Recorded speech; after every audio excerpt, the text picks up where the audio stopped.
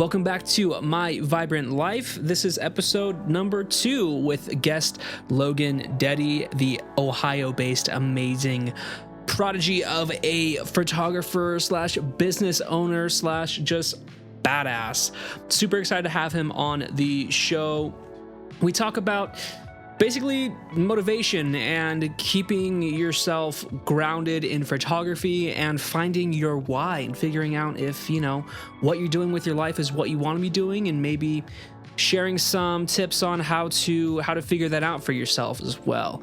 We kind of free flow this whole episode, but I think we got some really nice information, some good conversation out of this one, and I think it's a super exciting episode.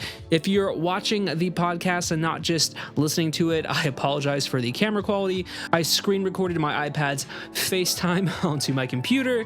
I have terrible Wi-Fi, and it just looks. You'll see how it looks. But yeah, be patient with me. This is my second episode, so.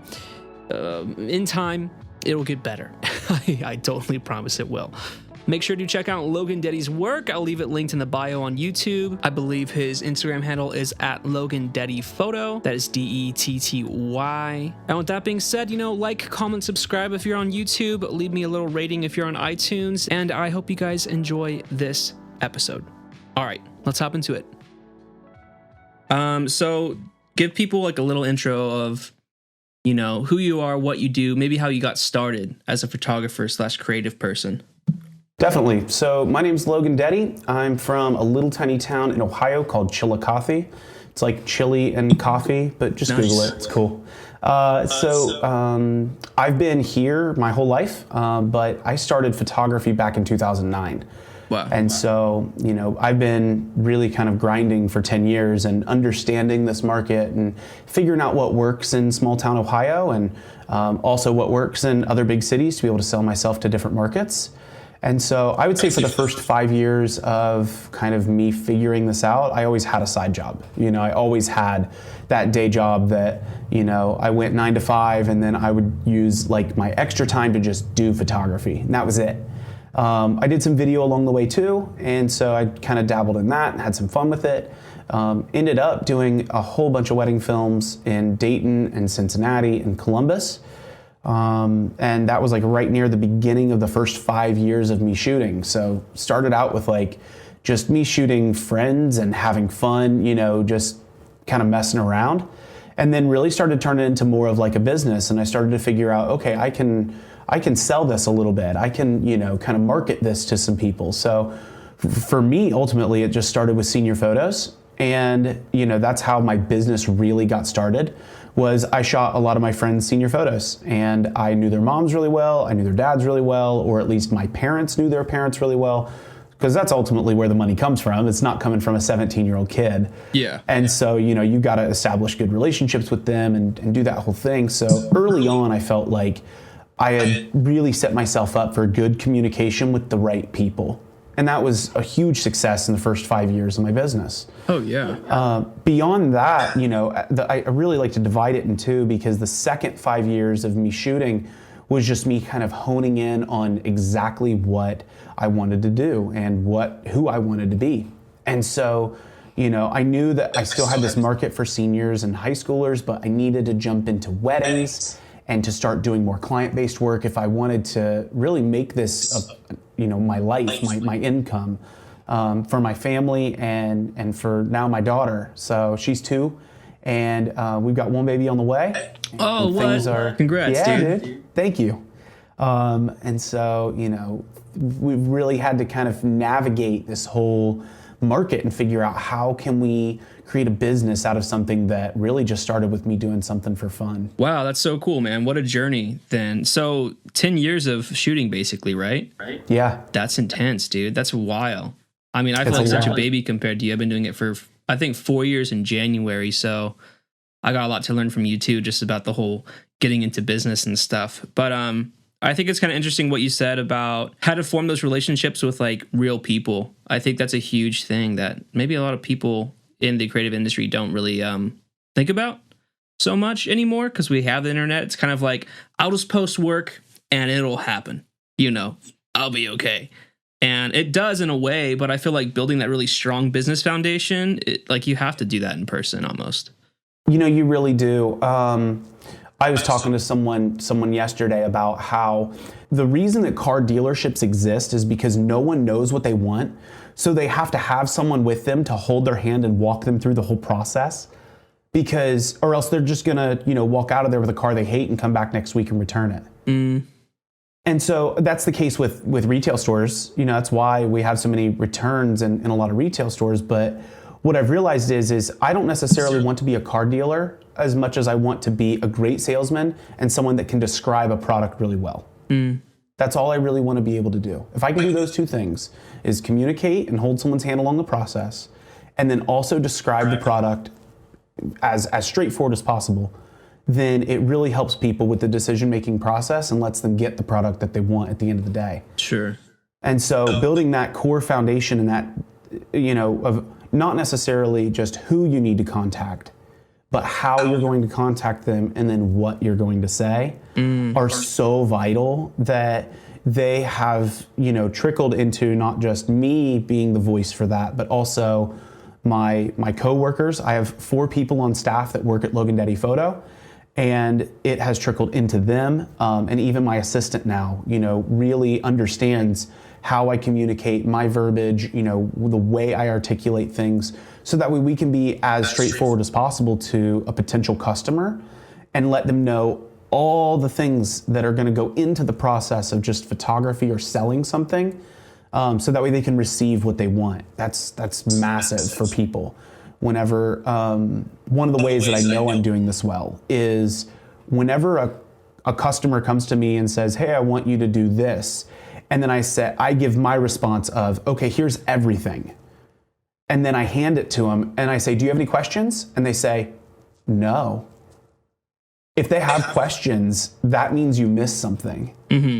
And so not necessarily just like you missed something and that's like, oh, bad on me, but for next time, try to include that in what you say, so that way there's less question. Where did you come up with this kind of approach to things? Like, was it when you actually started to build a team and you had to be accountable for more people? Or was it something that you kind of built along the way, and then when you brought people on, you're like, oh, I actually have made this up along the way. Like, let me teach it to you. The biggest thing that I think that I can say is you have to form process in your work before you worry about product. You have to worry about process. Like, the number one question that I get asked is, how long will it take to get my photos back? And that could be a variety of factors that go into what you say in that moment. And, I've always said, oh, I'll have them to you in like 2 or 3 days. Yeah. And that gives me no time. Like, I've realized like, oh, I've crammed so hard now and I've overpromised that now I've got to rush through my process. Yeah. And I'm not delivering the product I really want. And so, understanding process and like really working on that is something that you really should spend. I think it's a great time to talk about it right now because winter's coming up. And if you don't understand like your process and your booking process, invoicing process, client retention process, like what are those things, so that way you can start to build on top of one another. Sure. A business that really will run itself. I don't have too much of an issue now with people saying like, I don't have too much of an issue of people not coming to me. People find me, people come to me. It's just what happens now. But this is 10 years of building on process. Sure. And when I include other people, you were saying whenever I brought on the team, the biggest thing that was, intricate in that was them understanding. Knowledge and understanding are 2 completely different things. You can have knowledge of photography, but if you don't understand it, you're just going to keep putting trees in the back of people's heads on your composition. Oh, yeah. So what's the difference for you versus knowledge and understanding? So understanding, is that kind of like the technical side of being like almost present in the moment and knowing what to look out for? And then what is knowledge to you? Like, what's the difference there? Like, knowledge to me is like, learning from experience. Okay. Learning from experience. So knowledge would be, realizing that customers that come to me do not like to see excessive cleavage on their photos. It's something they don't like.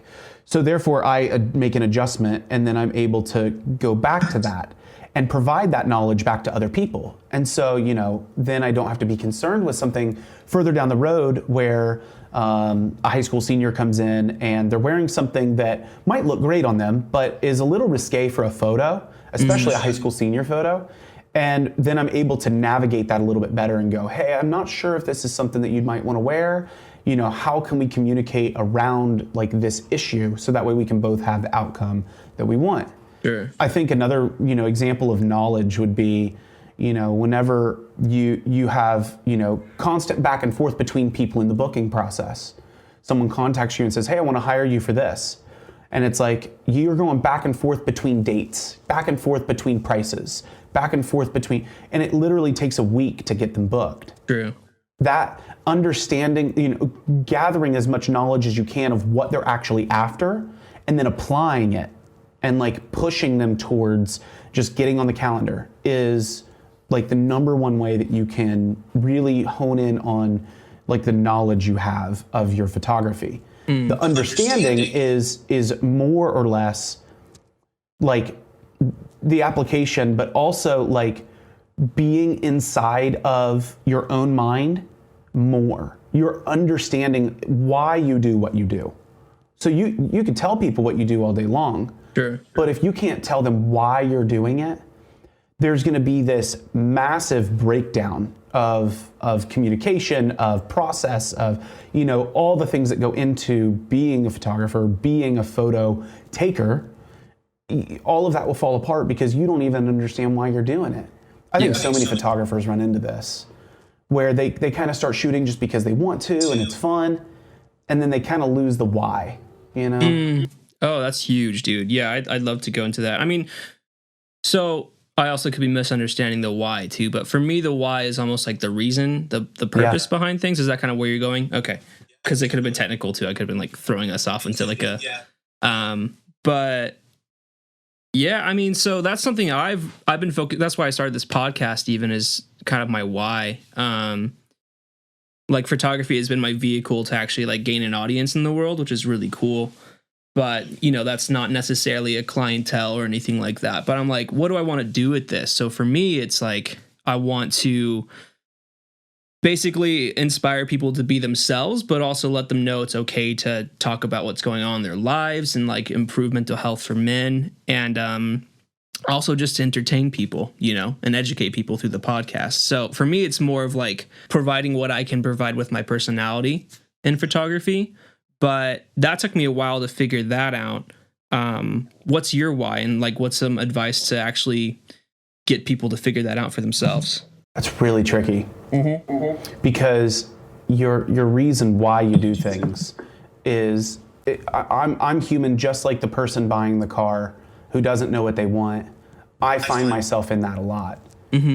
And so I have to keep reminding myself that I am human and it's okay to not know things, but to start analyzing them at least a little bit. I think that the reason why I do things is because the reason why I'm running a business and doing photography is because I truly love people. I truly love people. And whenever I have, a high school senior that's given me a really hard time, or even better scenario, a high school senior who comes in and is very self-conscious about who they are and don't know what to wear, don't know what to do. Yeah. Whenever I can provide even just a small amount of like communication to them of, here, try this pose, here, try this with your facial expressions. There's so many times during a photo session where I will look like directly at someone and be like, just close your eyes, put your chin down. And so I'll say, take a big breath and then look at me. And they'll go, and that smile just happens automatically to them. It's like this kind of reset button that kind of goes off. And whenever I see that in someone, whenever I actually capture that for a moment, I'm like, I won. Nice. That's the win. Like, that's the win. That's the win. Yeah. And so even like whenever brides come to me and they're having, tremendous anxiety about their wedding day. Yeah. And I can go, hey, listen, this is my 23rd wedding of the year. And they're like, oh, really? Like they forget. They kind of forget. They're like, oh yeah, you've done this. Like, yeah, this is pretty run of the mill for you. And I go, yeah. So, I mean, we'll get through it. Like together, we're gonna get through it, and you're gonna have fun, and it's gonna be enjoyable. And then, to see that happen in real life and to watch it like actually, bloom is like incredible. That's the reason why I do what I do, is because, family sessions, babies, I can't really talk too much about that because I don't photograph a whole ton of it. That's most, when you think client work, that's mostly what people think. But these are the two avenues that I've really kind of stuck with and honed in on. And it's the reason why I do it. Sure. That's awesome. I mean, that's kind of cool too, because I do think of you more on the traditional sense of like a photographer in a photography business. But even so, you're not being the jack of all trades of like doing every type of shoot ever, right? So, is there a reason you kind of have veered off of like family stuff, or is it just kind of like you focused on the gigs that you were getting anyways, like senior portraits and stuff? Yeah. So, really, I had to kind of tackle one before I tackled another. A lot of people were contacting me for baby photos and children photos. And I didn't have children yet at the time. And so it was really hard for me. I never truly understood, like, why would you get pictures of this child who's just snotty and drooling everywhere? Like it never clicked. But then like I had to start understanding that there is a whole plethora of people out there that love this crap, and that's their why. And so the way that I navigated it was the way that I tackled it was like referrals. So if someone would contact me, I would immediately refer them to A, B, or C. Like different price points, different types of style, go to this person, go to this person, go to this person.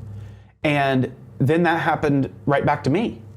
It was great. They were like, hey, Victoria Schaefer Photography recommended you to me because you shoot the type of photography that I'm kind of looking for.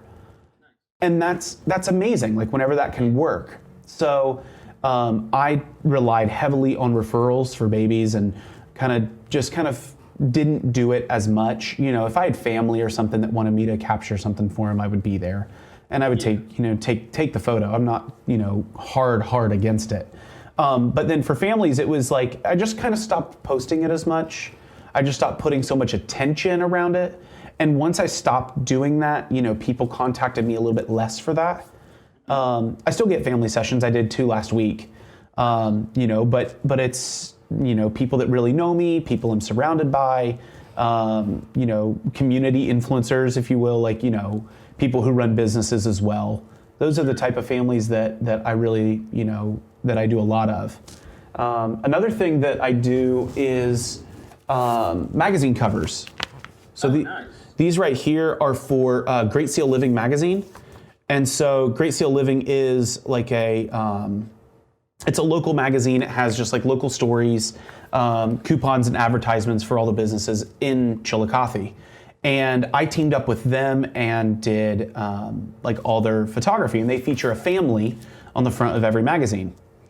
And so one of the big things for me was like, okay, if I'm gonna team up with them and I'm going to start collaborating around families, I need to put some intention behind it. And I think a lot of people kind of lose that or forget that, like, you can put intention behind something even if it's not your passion. I like that. Yeah. Oh, that's a really interesting thought. I mean, that's so, I guess, like, that's so obvious. At the same time, it's not. That you can put intention behind something that, like, maybe you're not passionate about. I think right now we're in this time, especially for photographers, where it's like, I guess in social media and everything too, where it's like, there's that one thing, do that one thing, and that's it, and that's all you can do, and just do that passion, and that's the only thing. I find myself the grind. You gotta grind. Yeah. Don't sleep, blah, blah, blah. Like all this crazy stuff. And I think, like for me, I just had like the thought recently that I really enjoy doing headshots. They're really fun for me, and I love capturing someone like at their best, especially when they're not confident and they're like, oh, like I actually look pretty good. Like I feel good about this. Those have been like my best client kind of shoots. And I was like, what if I kind of split off and like have a side business that's that, and then have Miles of Color, which is my passion, because it takes a lot of pressure off of, Miles of Color, which is kind of like collab shoots for you, right? That's like the pressure off of a client, kind of. Yep. Totally. I even think about like putting intention behind something you're not passionate about. Think about your 9 to 5. Yeah. I mean, anyone who's listening to this, anyone who's watching this, think about your 9 to 5. You can put intention there, even though it's not your passion. It is possible to put intention there, so that way you're showing up to work 15 minutes early every day. That's what you do. That's my intention. Yeah. You know, even if I'm getting ripped at work and someone's not agreeing with me, I can still take the higher road and just shut up and just listen. And ultimately what it does is it starts to build you up. You end up, you know, really advancing in what you're doing, inside work and outside work, just because you're putting intention in something that isn't necessarily for self-gain or for self-promotion. You're putting intention in something that will, you know, allow you to just start winning very, very small. You'll start seeing little tiny wins come in, and you'll know it. You know, we kind of hit on little wins a little bit ago, where it's like, you know, whenever a person looks up from the camera and I'm able to capture that moment. You know, imagine that moment at a cash register where you have, you know, someone who's in front of you who's checking out by themselves and doesn't have, you know, anyone with them, but you recognize what they're buying is, you know, certain things. And I used to do this at Hobby Lobby. I would say, are you making a Christmas ornament? You know, just try to start a conversation. And this is in real life. These are, you know, I've actually been like in a day job and started a conversation with someone that's led to a bigger job. No, it's the thing too of being intentional. I'm totally agreeing with you here. When I was working at coffee shops, which was basically all my 20s until I got, you know, into professional photography. Like just being present and being there and trying to make the best out of the day and like doing your best work, it kind of bleeds over into other things. Like I actually got a lot of clients from working at a coffee shop, which is kind of funny because they knew what I was doing. I built relationships with like the regulars and stuff, and that just also makes your day better too, I think, when you're being present. It does. Yeah. Man, I was just down in North Carolina doing a video for Sleepy Hollow, and we had a day or a morning where we could go out and kind of explore and look around. So we went to this really cool waterfall, and we're just kind of walking around having fun, and we noticed that there's a group of people, me and two of the guys that were with me. I noticed that there was a group of people up there that were all taking a picture, and they were trying to take a selfie. And so obviously they want the waterfall in the background, they want a group photo. And so rather than just like playing the card of like, well, I'm a professional photographer and you should be doing this, and that's not a good angle, I went up to him and I said, hey, can I take your picture? And they were like, yeah, I'd love that. And I didn't use my big fancy camera. I grabbed their phone and I took a photo and I handed it back to them. But I made sure to take a selfie at the end. So they always have a picture of me on their phone. Yeah. They're like, oh, this photographer guy like took a photo. Yeah. They, you know, having those real intimate, you know, winning moments can create such attraction in your life that starts to just propel you in the right direction. That's super true. That's super, super true. Small wins. I think, what is that really in like another word or just in a word in general? Is that gratitude, do you think? I think so. I think recognizing those wins, because they're there every day. Yeah, they're there every day. Yeah. I mean, so, you know, I think that being grateful, having gratitude is something that everyone struggles with at some point. Even if you don't know you struggle with it, you know, you struggle with seeing the good in things. It can definitely cripple you. It can put you in a place of tremendous depression because you're not seeing results, you know. People online have this constantly where, you know, you'll have massive amounts of fame and massive amounts of attention, but you will feel inside as though you still lost. It's overwhelming. It can really, you know, ruin someone. But the way that you can overcome that is by placing massive amounts of value on small wins. Huge buckets of value. Like that filled me up, and I have to just say it out loud. It filled me up to take their photo. It made me happy to make them happy. Right? Those are things that can really start to make your gears turn in the right direction. and see the light at the end of the tunnel and understand that, there's way more to living than just taking photos and having clients and the daily grind and just, sitting behind a computer and clicking buttons. There's so much more. And I'm not saying there's more like, go travel the world, go do all this. No, like, just find the joy, find the small win, put value on something that means something to you. I like that. I've had to do that with my family. Like whenever I was in the middle of photography, really deep into like just doing everything, traveling every weekend, doing all kinds of different work, I had to start placing value on spending time with my family. Because that to me felt like losing in the moment, right? In the moment, spending time with family meant I didn't get to edit my photos. Or spending time with family meant I didn't get to, reply to all those comments. It's always a trade-off. That is so unhealthy. Yeah. And I've had to recognize this. I've really had to rewire my brain a little bit and go, okay, me sitting still alone in a room is worth it. It's worth it. And so I just read a book, I forget the author's name, but the book is called Stillness is the Key. Mm.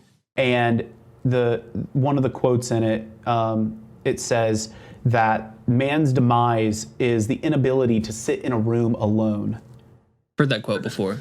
And do nothing. And then you think in your mind, you're like, oh, when did he write this? Last year? It's like, no, 1,500 years ago. Yeah, it's part of Stoicism or something, right? Yeah, this has been around for a long time where people do not place value on something that is so important in life. Sure.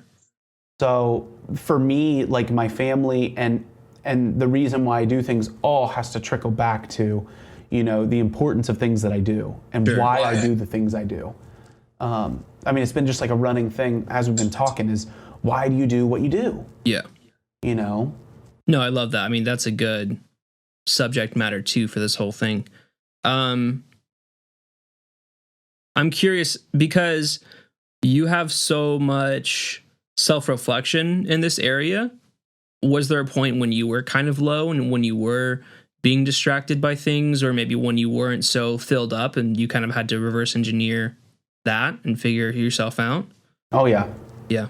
Oh, yeah. Like just on the brink of getting over that. Okay. Just on the other side, looking back, going, who did I used to be? And not knowing. Sure. What did I value? And not knowing. Those are things that I'm still trying to work through and understand a little bit. Yeah. The biggest reflection moment for me was whenever I really opened up my life to more people.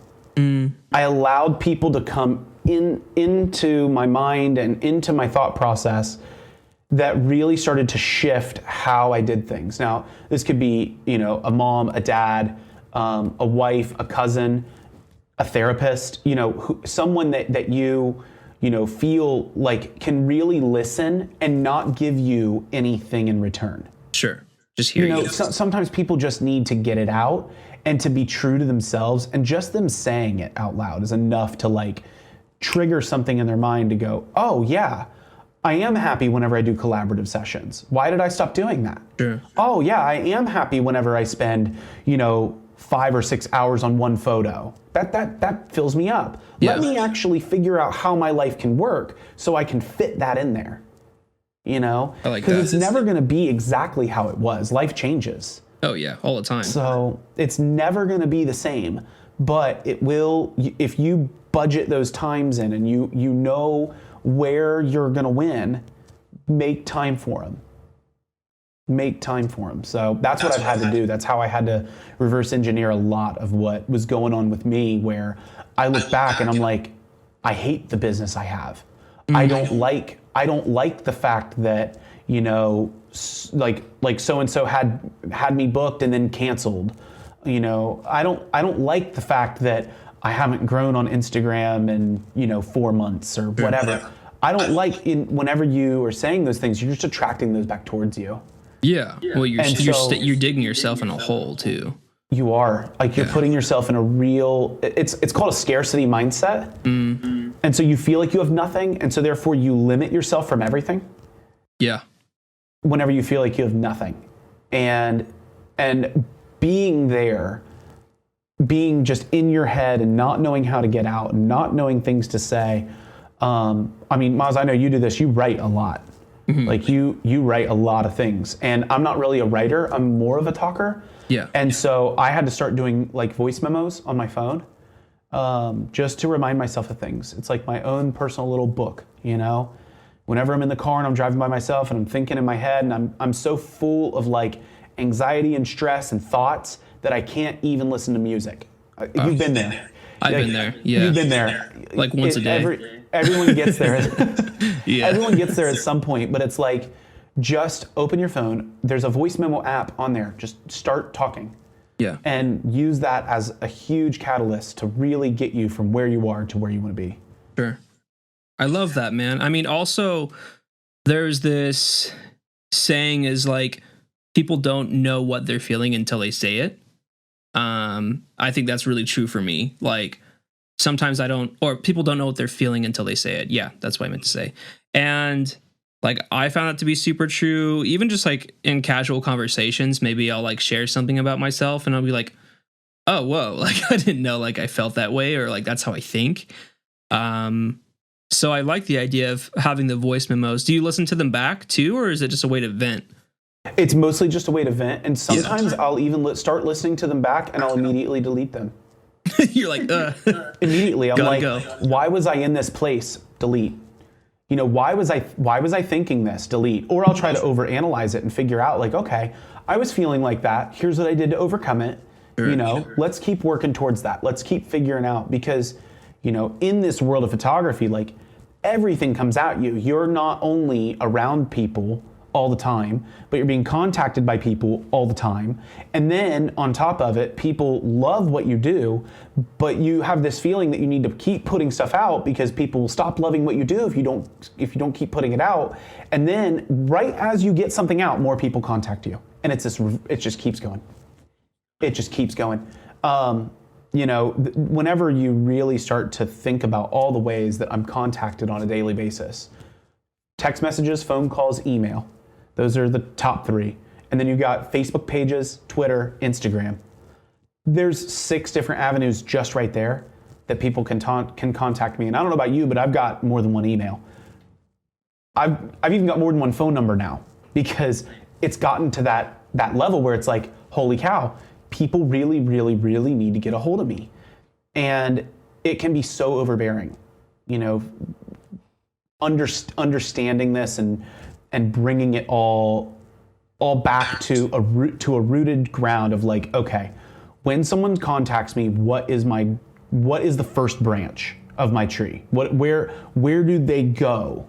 And so I am right now in a huge season of like analyzing process and understanding like what are the steps for people to like jump on the ladder and then get the product they want. Mm-hmm. It's been a long time coming, and I'm still working on it. Sure. But I feel like now it is to a place where, you know, people don't notice a change. People don't see that, like, it's not like calling AT&T and let me transfer you to this person. Oh yeah. It's all seamless all the way through. And it creates a lot less anxiety and stress for me, because I don't feel the need to reach out and contact all these people at once. I've got an intern that manages all the incoming requests and then where they go. Sure. That's beautiful. Great. It can work. It really can. And it all stems back to like having your process and knowing what you're doing. Exactly. Yeah. I mean, I've tried interns I think just once, but it made me realize my lack of process too. I was like, I want to tell you like how to do these things, but like honestly, I don't even know how I want half of these things to be done. This was like last summer. So that kind of made me focus this year on like, okay, like let's just like get into like the nitty gritty of things and actually figure out how things should work and how things should flow. That's really important too, because I feel like especially, do you consider yourself to be like a type A at all, or like a more organized person, or are you more on the kind of loose side? I would say, you know, I took a Oh, sorry. Let me start that over. Let me. You're fine. I took an Enneagram test. Yes. Earlier this year, and my top two numbers that I hit. By the way, if you have not taken an Enneagram test, go take one. It will blow your mind because it will nail down your personality like 100%. I just took one, I think, 2 weeks ago. Mine that I hit was achiever and the enthusiast. Okay, I can see that. I am I'm enthusiast because I like to travel and I like to move and I like to go and I like to shoot and I'm hype, excited. And then whenever I get back to my computer, it's like the achiever. I know exactly where things are going.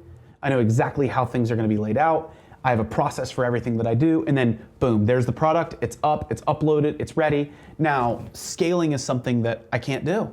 I can't do it. You know, people are always like, oh, you need to be on YouTube. Oh, you should do a podcast. Oh, you should do this. And this is the first podcast I've ever done. Oh, what? So, yeah. Pat myself on the back right there. You know, it's like you can be really good at just one thing. Yeah. And that can propel you to do amazing things in your business or amazing things in your city or in your family or in your work life. You can do that one thing really, really, really, really well. But as soon as you add something else, if that process is not completely locked down, if it's not like as tight as a Broadway show, right? Yeah. You will drop the ball and you will feel failure all the way through whatever you're trying to add to your collection of services or your, your personal brand, whatever it is, you will feel failure in it, and it's got to come from a different place. Like those things have got to come from a different. I feel like along the note of the process and you having an intern, I feel like having some way of knowing your process so well that you can almost automate it by having someone else do it for you can free you up so much. Because that's the hard part, is when you get spread too thin and you're trying to do like 19 things at the same time. Yep, and I felt that stress. Yeah. I also feel like you as a person, you're such an achiever that it'd be hard for you to like half-ass a podcast. Like, I feel like you'd have to like do the best podcast you could possibly do. and consistency for me is so important. And so I couldn't do like, just a one-off and then it'd be like, okay, 3 months later, I'm going to do another podcast. It's like, no, I got to be consistent. I've got to be consistent. Like if you go to my website and click on gallery, you'll see it everywhere. Consistency, because people will pay for consistency. That's very true. Because life is the most inconstant thing we can think of. The only thing constant in life is that the sun rises. That's it. And change. And so, like, and the taxes are going to come. That's the other constant. That's true. Yeah. But whenever you can provide consistency for someone, you immediately alleviate like half their problems. That's true. That's super true. It's just amazing. So if you're in client work and that's something that, you really see yourself moving towards, maybe you've been in like Instagram photographer world for a while and you're like, I'm trying to make a business out of this. The biggest things that I can say are like, start conversations. Like, I don't care where you're at. I don't care what you're doing. I don't care how big you think you are. Start conversations. And then number 2 would be to have like a process and consistency. Have them. Just own them. Like they're yours, Because then you're ready for anything, right? Yeah. You've got to be prepared for whatever it can throw at you, Yeah. It's the number one thing that will change your business. I find that people are way more impressed that you're a photographer in person than online too. Like if you kind of introduce yourself as a photographer, people are so interested. It's so interesting. And I think that kind of pulls into why it's like almost easier to land gigs in person too, by just like meeting people, because especially for a lot of photographers, there's no face to the company, so it actually kind of breaks down that barrier. I would like to kind of go into, you said something super interesting earlier. Oh, kind of people like losing their why by getting caught up in like, maybe let's just say like the Instagram race, right? I don't know. Like, how would you, I just kind of want to have like a little open talk about that if you're down. I don't know, first of all, there are like so many photographers out there right now, especially now. Like there's new photographers every day. It kind of blows my mind how many photographers there are. What do you think realistically outside of Instagram that people should be focused on, even as hobbyists? Like what are other kind of ways for people to develop themselves or to share their work than just Instagram? Because I think Instagram's kind of like, I'd imagine it's really hard for someone who has a small following right now. I feel like I can speak into this well, and so I'm definitely open to talk about it because my business started before Instagram was a thing. Okay. So I was getting clients and I was getting requests, and I was charging people and making money way like whenever before Instagram was really a thing. Yeah. And so, a lot of what I share about how to kind of do that outside of an Instagram world is really old school. It's really, it's mundane. It feels dumb. It doesn't seem like it's worth it. But those are the ways that you can do it. And what I'm going to say is completely unpopular, and I don't even care. No, do it, please. You have got, if you are trying to build a business outside of Instagram that is just you, yourself, and I, all right? You have got to find a group of people somewhere in your community, locally, like think locally, that really allows you to sink your teeth in, okay? If you go to a group of people, and these could be, I'm trying to think outside the realm of like, the only thing on my mind, but slackline communities, in any other hobby you might have, like a trail, a hiking community, or a group of people that get together and do service projects around the city. Whatever those are, like try to include yourself into a group of people and become more acquainted with actual faces that are in your hometown, that are within a 5-mile radius of you. And I'm trying to think about everywhere in the world right now. Obviously, my whole town is only 7 square miles. So I have more Instagram followers than there are people in my city. So I'm thinking about the realm of uptown Philly, or North LA, or different places where it really doesn't seem like you are important in the grand scheme of things. At least that's how I feel whenever I go to some of these places. So including yourself in these groups of people that are doing something good or that are enjoying something outside of photography, you can bring photography to the table as a benefit to them. That's the one thing you can do. And it's the one way you can really expand what you do outside of just Instagram. So I'm even thinking whenever I said I was going to say is unpopular, I would say go to church and get in a small group. Go find a local church that you agree with, and that you can, maybe if you're religious, go find a church, get in a small group. I'm positive if the church doesn't have a small group, it's probably not the right church to be in, because that's where you can build real relationships with people and start growing your reach locally. Gotta think local before you just think Instagram global, because it'll you'll hit the fan, you'll hit the ceiling, you'll cap out at a certain point, and then all of a sudden it's like, well, what was that for? I still go to my coffee shop and no one knows me. I still go to the gym and I haven't said hi to anyone.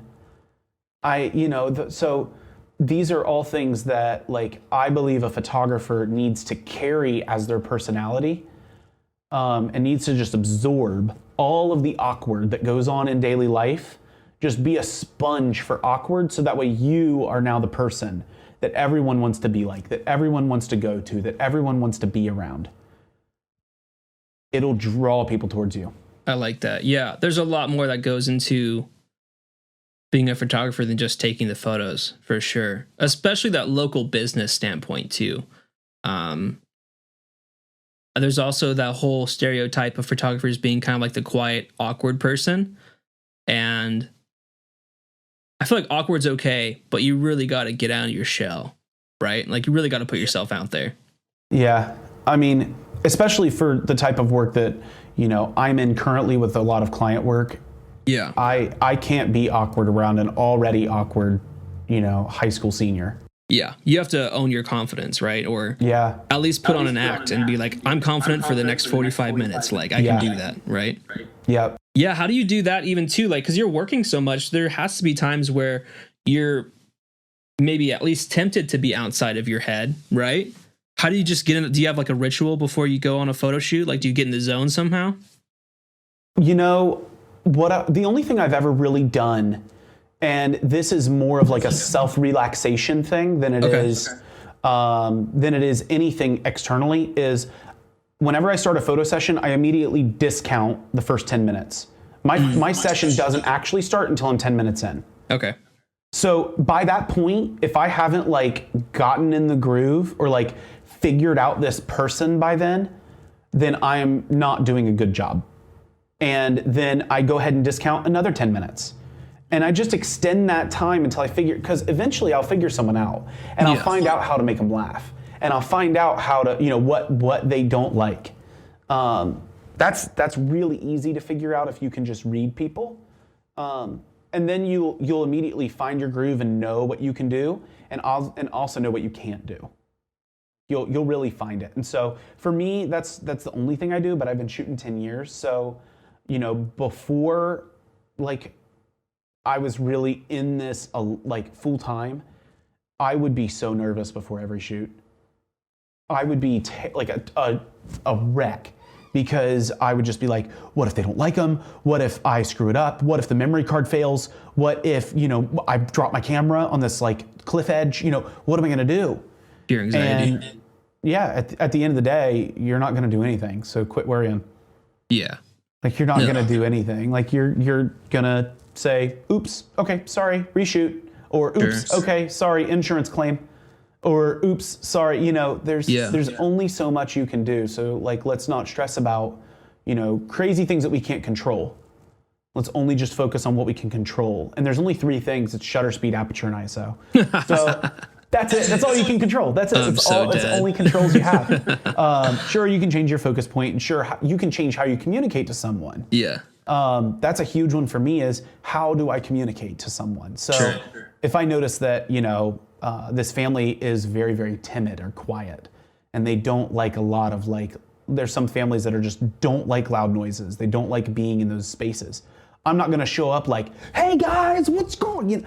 I'm going to show up and I'm going to be very, very quiet with them. And I'm going to start by figuring them out. Sure. And then as I become more comfortable, I'll just kind of open up to someone. That's the only thing I really do to kind of figure out my vibe and kind of get in the flow. Sure. So you're probably already like,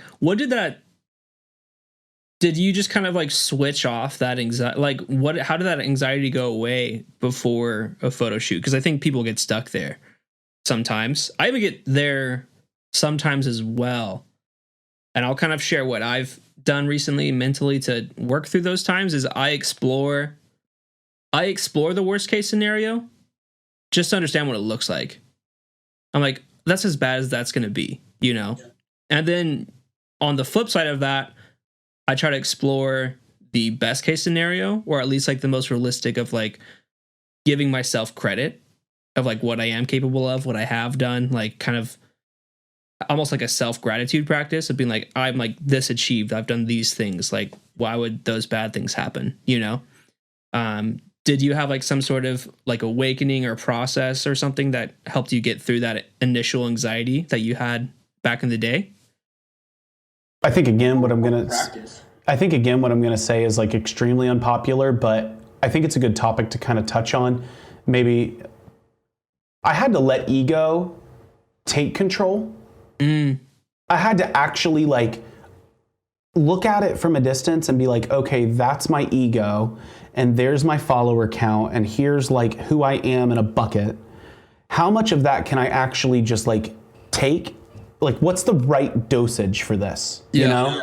because you can immediately become an addict to it, like very, very quickly. But you also can't just leave it in its box and it's over here and it's its own thing. It's got to be like, okay, I'm going to take the right amount of ego today, so that way I can show up to this photo shoot and just be red and just be like, I know who I am. I know why I'm here. And at the end of the day, you're going to love the photos no matter what. That's awesome. And I have to tell myself that. I had to get to a point where, I told myself people are going to love my photos. Period. They're going to love them. Yeah. And if they don't, I'll cross that bridge when I get there. Sure. I'll just figure that out later, Yeah. I love that, dude. So I've been going to therapy just to kind of like have that mental space to unpack myself and figure myself out. Same. And something that my therapist kind of helped me discover recently is the true meaning of humility. And a huge part of that, at least for me in my own definition and what like she helped me discover, was having that ego and allowing yourself to like own that ego and be okay with it and use it for good. Versus, because like there's the whole, for me, humility, it used to mean just like almost being like self-deprecating in a certain sense of like kind of putting yourself down so far of like, oh, I'm not that special. I just do this, like blah, blah, blah, right? But for someone like for me, like as an artist, like that will just like shoot me down, I'll just like fly down and like hate my work or like think I'm not worth like shooting with basically. But I think feeding that ego is healthy.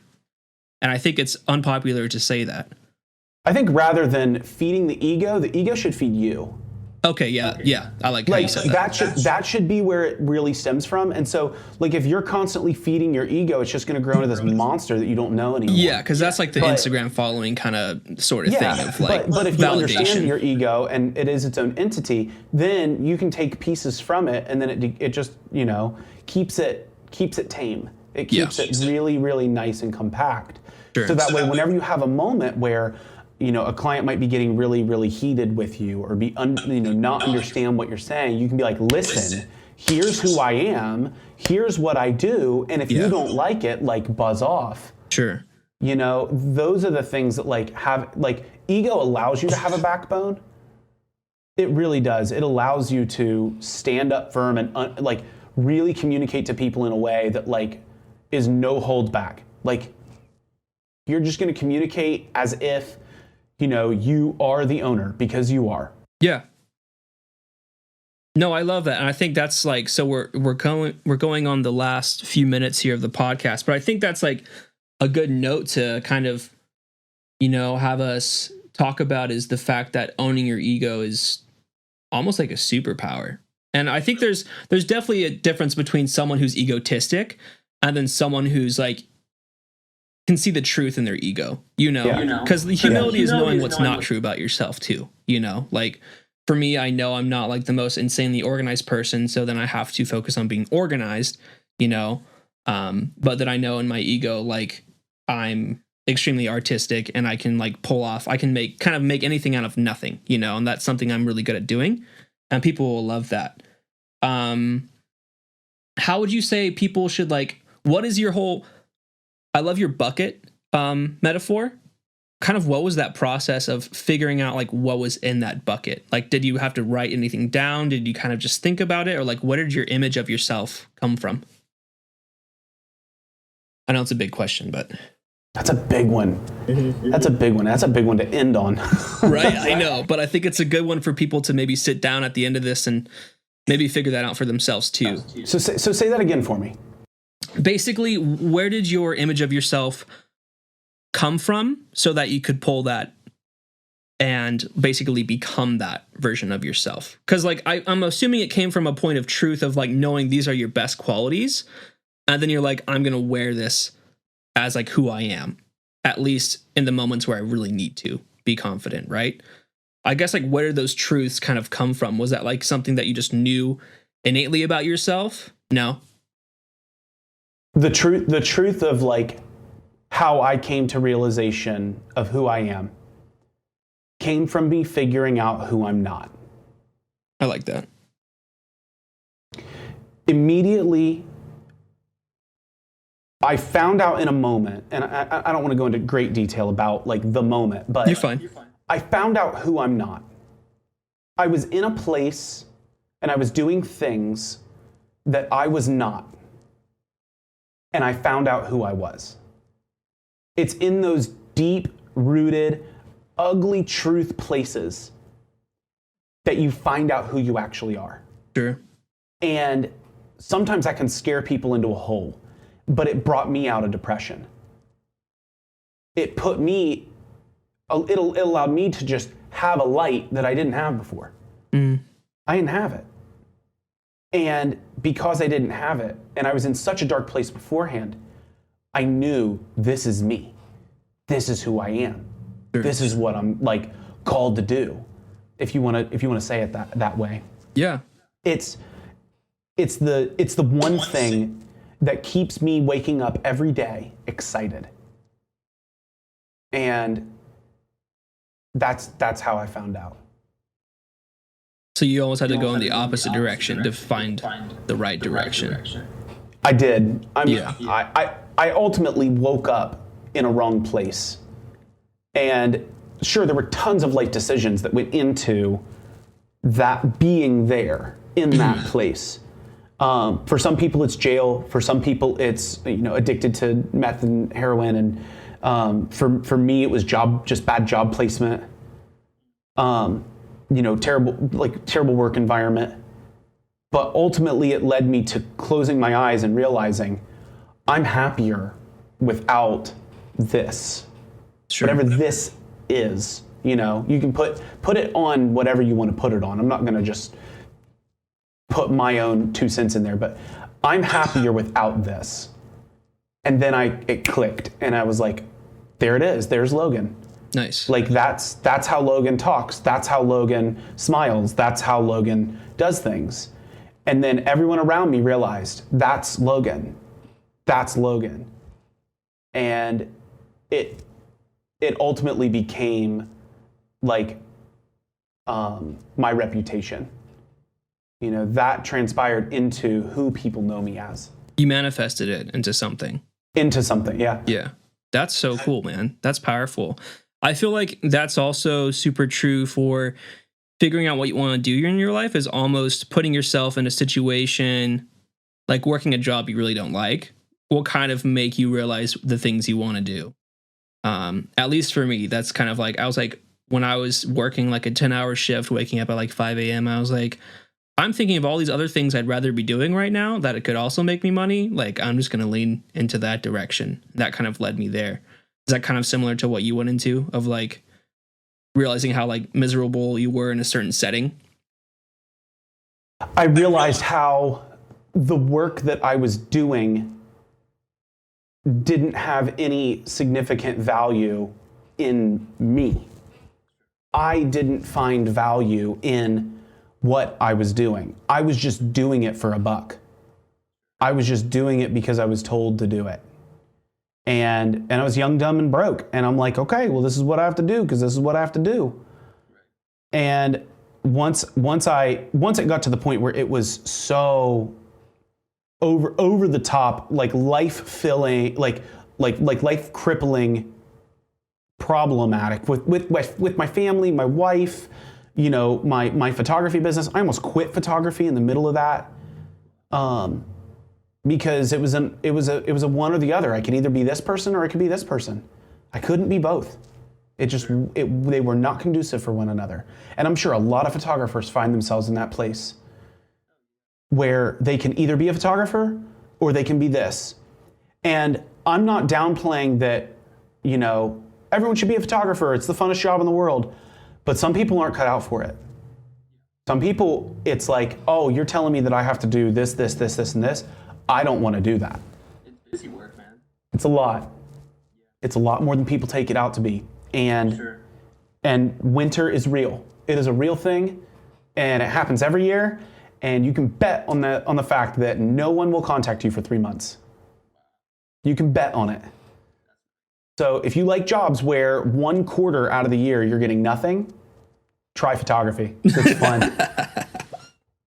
Great advice to end that one on, huh? It's truth. It's truth. Listen, this job is hard, and really analyze what you're doing and your process. So it's true. No, it is a hard job, but I mean, it looks like you came out on the other side and you turned it into something that you really appreciate and that you love. And I think that's super inspiring. Even if someone after this podcast is like, I'm not going to do photography anymore, I'm going to go do this thing, like at least, seeing the passion behind something and the reason and the why. Thank you so much for sharing that with us. That was really cool.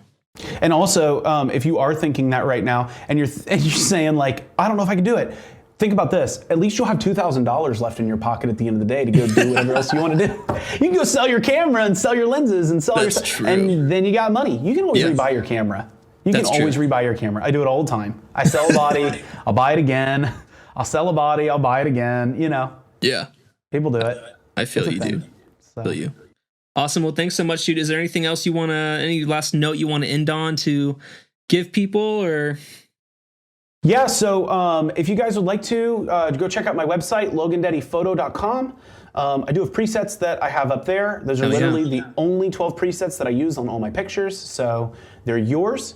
And then also, I am getting ready to start a one-on-one monthly subscription with me. So if inspiration and something is something that you need more of in your life, let me know. Reach out to me on Instagram, and I'd be happy to have a phone call with you every week, set up so that way we can help you in your business, help you figure out, everything we kind of talked about today.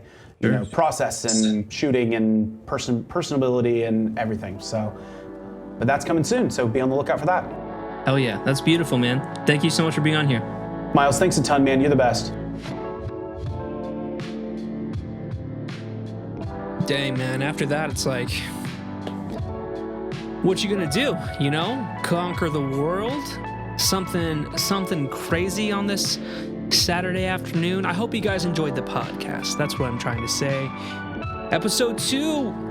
Boom, there we go. Boom, we're on the grind. If I can get to 10 episodes, I think we might just keep this thing going for a long, long time. I hope you guys enjoyed the talk between me and Logan. I enjoyed it. I came out of there feeling super inspired. Just listening to it back right now, I feel even more inspired. So I hope you guys took away something from it. In the comments section, let me know some guests that you'd like to have on, or maybe some subject matter you'd like to have me cover with another guest or by myself. That would be awesome. This has been My Vibrant Life. Let's close out with a little song called You Are Loved by my friend Sean Greff. That is Gref. Later.